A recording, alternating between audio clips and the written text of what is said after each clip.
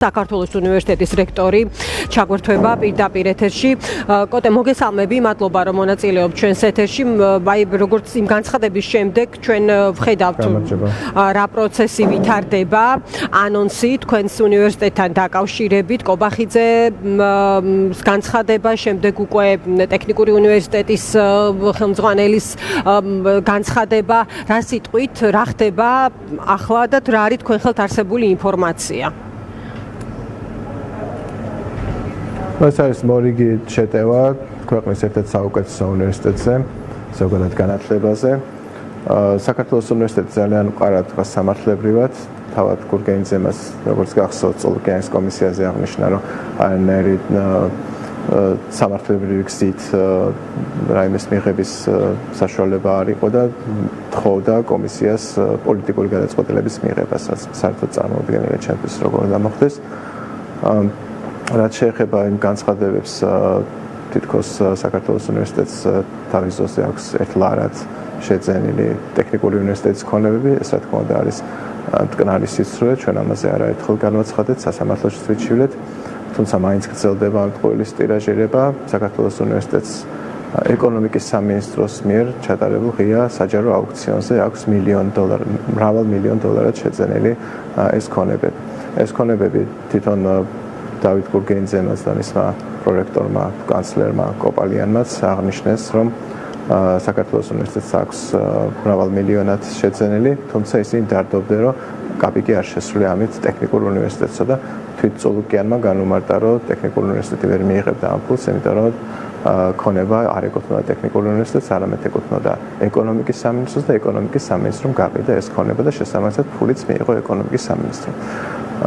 ისე რომ ეს არ ვერ ხედავ ვერანაირ პერსპექტივას, სამართლებრივ პერსპექტივას, რაც შეიძლება ამ დავას ჰქონდეს.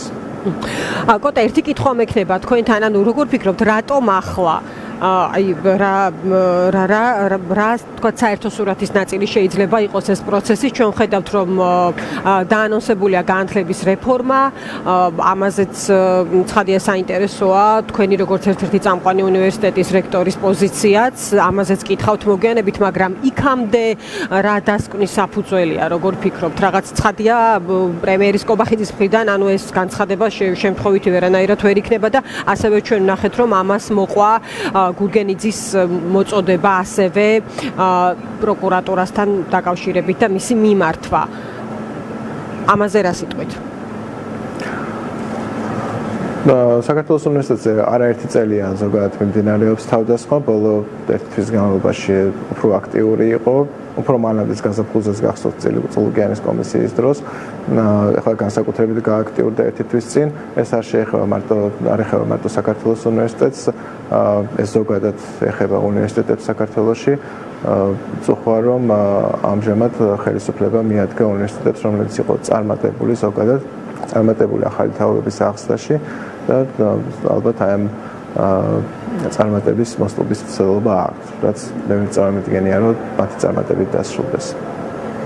კოტე, ეს საკითხი შეფასდა როგორც უნივერსიტეტების დამორჩილების გეგმა, ამაზე არაერთი სპეციალისტი და განათლების საკითხის მკვლევარი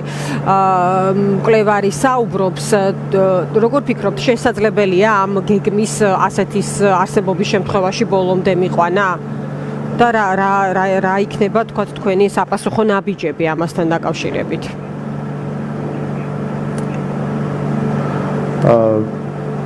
მე ვერ წარმოვიდგენია, როგორ უნდა იქნეს მიყვანილი ეს გეგმა ბოლომდე, ისე რომ არ დაინგრეს ზოგადად უმაღლესი განათლების და ზოგადად განათლების სისტემა ქვეყანაში. და ამას უკვე რა შედეგი მოყვება და რა რეაქცია მოყვება, მე ახლა ამ წელს ამაზე არ ვისაუბრებ.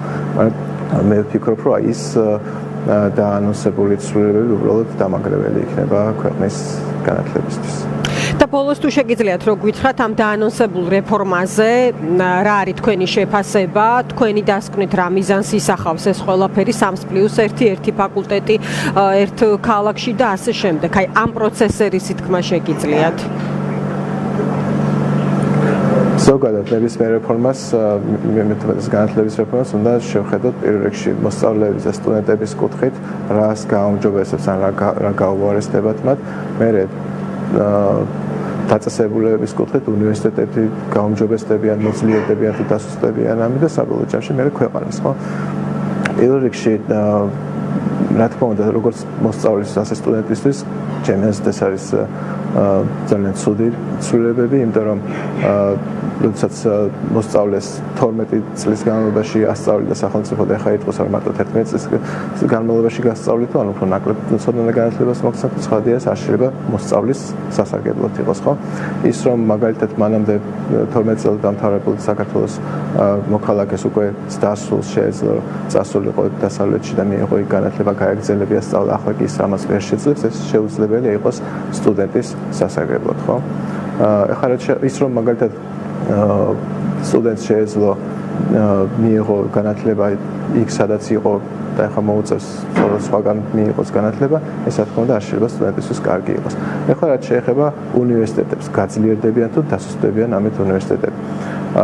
ეხლა როდესაც სხვა ფაკულტეტები დაიშლება, ეს ხო დაშლას ნიშნავს, ხო? ახლა როდესაც ლაპარაკია იმაზე, რომ ერთ ქალაქში იქნება ერთი ფაკულტეტი, ახლა მაგალითად როდესაც სამართლის ფაკულტეტი არის პრაქტიკულად ყველა სახელმწიფო უნივერსიტეტში და ყველა კერძო უნივერსიტეტში, ესე იგი ნიშნავს, რომ ზოგიერთში ის უბრალოდ აღარ იქნება. ხო, ასევე სხვა მიმართულებით, ხო, და ზოგიერთში არ იქნება IT, ზოგიერთში არ იქნება სხვა ეკონომიკა, ბიზნესი და ასე შემდეგ. ეს რას ნიშნავს?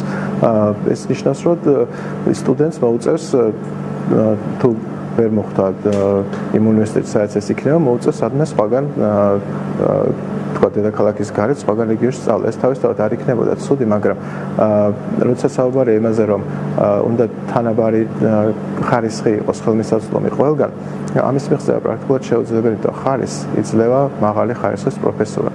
და თუ მაგალითად საჭირო გახდა თქვა ქალაქ გორში და ბიზნესის ფაკულტეტის გადატანა და იქ ისეთივე ხარისხის ბიზნესის განათლების მიწოდება, როგორც თქვა თბილისში, ამისთვის საჭირო არის, რომ ასეთივე მაღალი დონის პროფესორ-მასწავლებელი წავიდნენ იქ. და ჩვენ ხელისუფლება მისიც ვერ მოახერხებდა, პარლამენტარები მიეტყუებია ქუთაისში და გახსოვთ პარლამენტი, რომელიც თავის ძოზე გადავიდა ქუთაისში, ამ ხელისუფლებისას დაბრუნდა უკან. ახლა პროფესორებს გაუშვებენ იქით, ეს ვერ წარმოვიდგენია როგორ მოხდება.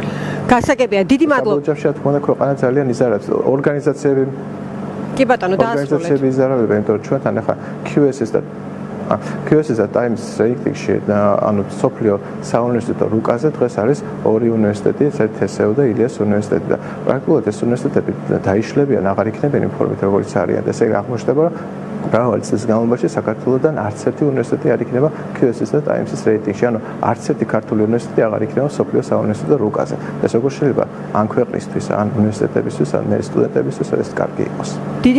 დიდი მადლობა კონსტანტინე, დაგემშვიდობებით. კონსტანტინე თოფურია